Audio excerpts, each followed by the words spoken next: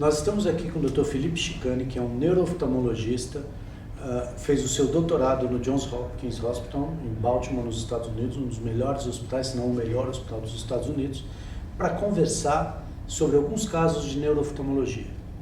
Esse caso, hoje nós vamos começar com um caso clínico. Eu vou perguntar para ele o que fazer com um paciente que, porventura, possa chegar ao meu consultório. Felipe, primeiro, muito obrigado por estar aqui. Eu queria te perguntar como que eu devo agir se chega um paciente no meu consultório com 30 anos de idade, reclamando de diminuição da acuidade visual de um dos olhos, eu examino e ele tem um edema de papila. O que eu faço com esse paciente? Vamos supor que eu esteja em um lugar onde eu não tenho acesso a mais tecnologias e estou lá, eu e o paciente no meu consultório. Então, eu que agradeço o convite, é um prazer estar aqui, Wallace. E paciente jovem com edema de papila unilateral associado à baixa de visão, a gente tem que pensar inicialmente em doenças inflamatórias do nervo óptico e ou infecciosas.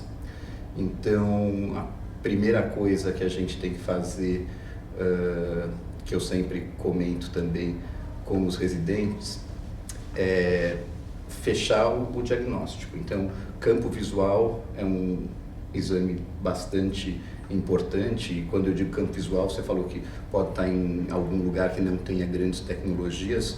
O campo visual a gente pode fazer até por confrontação.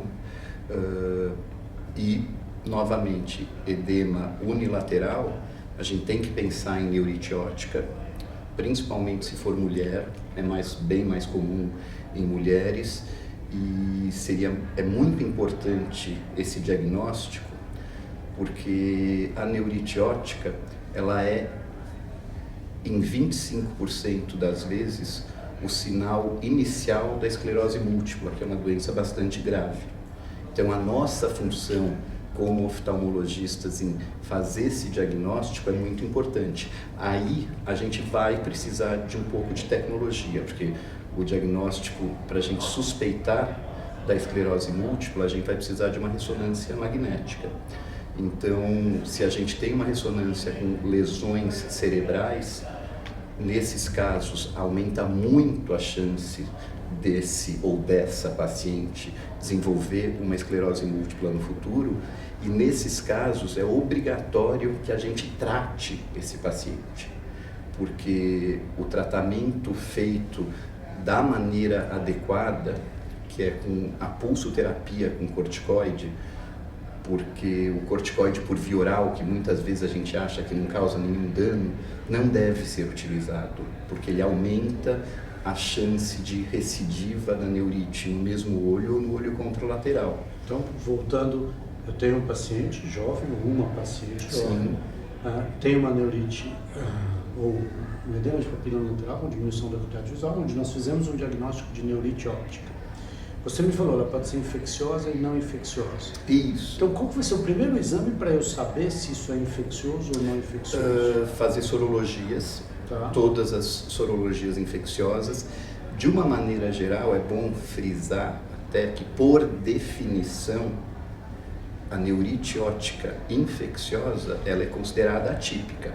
A mais frequente é a neurite óptica inflamatória ou desmielinizante, mas a gente tem que descartar. Então, ela pode ser infecciosa, ela pode ser pseudocompressiva em doenças inflamatórias, sarcoidose, entre outras, mas a primeira coisa seria solicitar as sorologias das doenças infecciosas, e aí varia muito também da região que você está, porque tem regiões que certas doenças são mais prevalentes do que em outras regiões.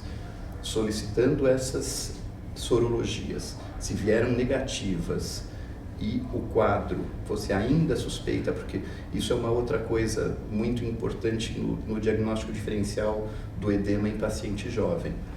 A neurite é uma perda visual aguda, ou seja, o paciente tem a queixa que a visão baixou subitamente há poucos dias, ela continua baixando por alguns dias, daí ela estabiliza e daí ela começa a recuperar. A evolução natural da doença é a recuperação visual, até independente do tratamento. O tratamento ele só é obrigatório nos casos que você tem uma baixa visual muito severa, nos casos que você tem uma suspeita de desenvolvimento de esclerose múltipla. Mas, por exemplo, se é uma baixa que não é súbita, daí a gente tem que ter outros diagnósticos em mente. Daí pode ser uma neuropatia compressiva, pode ser um tumor, pode ser uma neuropatia hereditária, também de aparecimento súbito ou subagudo.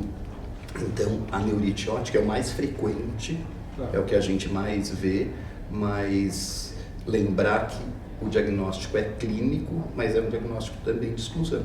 Então, indo de novo direto ao ponto. Então, eu fiz a minha sorologia e essa sorologia foi negativa. Eu preciso ainda excluir alguma doença compressiva e ou um comprometimento cerebral que poderia ser compatível com uma esclerose múltipla. Exatamente. Eu parto para uma tomografia ou eu vou direto para uma ressonância magnética? Ótima pergunta. Deve ir direto para a ressonância. A tomografia, para as lesões típicas dessa patologia em particular, não evidencia muito bem. Então, muitas vezes, a gente só tem acesso à tomografia, faz a tomografia, ela vem negativa, não significa que não tenha doença, porque o que vai mostrar realmente as lesões típicas dessa doença, da esclerose múltipla, ou mesmo da neurite óptica, que é a captação do contraste, é pela ressonância magnética, de crânio e órbita. Tá.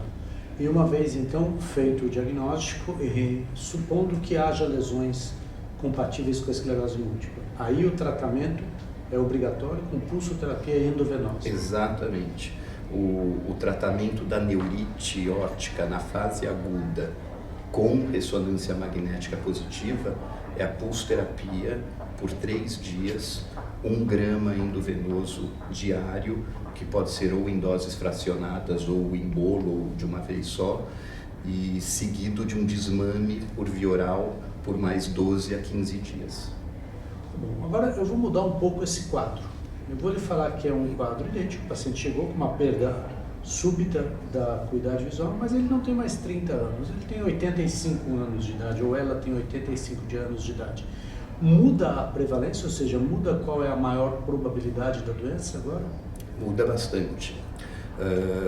Em pacientes mais idosos, a neuropatia óptica isquêmica não inflamatória é bem mais frequente. E dentro da neuropatia óptica isquêmica, a gente tem 2 variáveis. A não arterítica, que é a mais frequente, bem mais frequente, e a arterítica. A arterítica, porém, apesar de ser menos frequente, ela exige uma atenção, um diagnóstico e um tratamento imediato. Porque se você não fizer nada, a chance de acometimento do olho contralateral nas próximas semanas é muito grande. E a baixa visual associada a essa patologia também é muito severa. Então, se a gente faz o diagnóstico e trata esse paciente a tempo, a gente consegue um melhor prognóstico visual e uma melhor qualidade de vida, porque se a baixa é unilateral, o idoso consegue viver muito bem. Se ela é bilateral... Qual seria o tratamento nesse caso? O tratamento é semelhante ao da neurite, só que lembrando que a arterite temporal é uma doença sistêmica. Então, você tem uma patologia dos vasos do corpo inteiro. Então, você tem que fazer um controle da atividade clínica dessa doença. Então, a diferença de tratamento entre a neurite e a neuropatia arterítica é que pós-pulsoterapia você tem que manter o corticoide por via oral por um tempo bem mais prolongado, até você ter certeza que a doença clínica está sob controle. E muitas vezes, em vários pacientes, você precisa manter esse paciente com doses baixas de corticoide, porque senão a doença volta e a chance de acometimento do olho contralateral também volta. Já a não arterítica, ela é mais frequente, geralmente são pacientes com menos idade e geralmente a baixa de visão não é tão severa e o acometimento do olho contralateral também não é comum. E essa também não tem muito o que se fazer em termos de tratamento. A arterítica você tem que diagnosticar e tratar. Para terminar, eu quero mais um caso. Pois, né? Agora eu tenho um paciente de 40 anos para ficar no meio do caminho. Tá. No entanto, o edema de papila é bilateral. Como que eu abordo esse paciente? Qual é a minha sequência de eventos com esse paciente? Tá. Ótima pergunta também. O edema bilateral, que é o papiledema, até prova em contrário, você tem um aumento da pressão intracraniana como causador desse edema bilateral. É um quadro mais central, não é localizado no nervo óptico, no olho, na parte intraorbitária. Aí você tem que fazer o diagnóstico da causa dessa hipertensão intracraniana. E esse diagnóstico também precisa ser o mais rápido possível, porque você pode ter, como causa desse papiledema, você pode ter um tumor cerebral, você pode ter uma meningite, você pode ter vários quadros bastante graves que, se você não tratar, pode até comprometer a vida do paciente. Como é a acuidade visual do paciente com o papiledema? Nada como um bom entrevistador e ótimas perguntas. A acuidade visual do papiledema é bastante interessante, que geralmente ela é preservada. Muitas vezes a acuidade é até normal. Você examina o paciente, a visão é normal, muitas vezes a queixa é de cefaleia, não de baixa visual, ou de obscurecimentos visuais transitórios, ou seja, esse paciente ele vai te falar que há uma semana ou nas últimas semanas a visão dele escurece por alguns segundos e depois volta ao normal.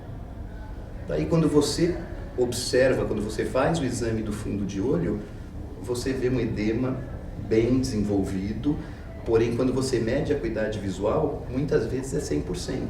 Na progressão, se esse quadro evolui, se você não faz nada e se essa pressão intracraniana continua elevada, daí sim a acuidade visual começa a ser comprometida e o campo visual começa a fechar. Mas no início, quase sempre a acuidade visual é preservada. Eu acho que nós conseguimos resumir bem como lidar com os edemas de papila. Eu agradeço muito a sua presença, não só aqui no Direto ao Ponto, quanto no Rio de Janeiro, no CBO 2019. Muito obrigado, Felipe. Eu que agradeço, Wallace. Prazer enorme estar aqui.